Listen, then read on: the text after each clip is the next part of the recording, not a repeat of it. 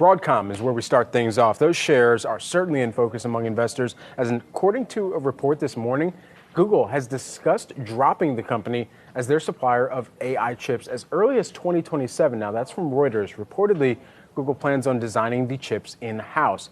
This comes after a months-long standoff between the two companies over Broadcom's price for the chip. You're taking a look at Broadcom shares this morning. ABGO is the ticker symbol there. These shares are down by about 3.5%, under pressure as a major partner or a major kind of historical deal that the two companies have had in place. Certainly any kind of deterioration of that relationship would have a direct impact to the financial results of a company like Broadcom here. Yeah, Brad, you're exactly right there. And it could obviously potentially, if this in fact report is true and does come to fruition, it could slow growth there at Broadcom. It could essentially cost the company billions down the line. We know that this is such an important relationship for Broadcom when you take into account the business that Google has been giving the company as their AI chip supplier.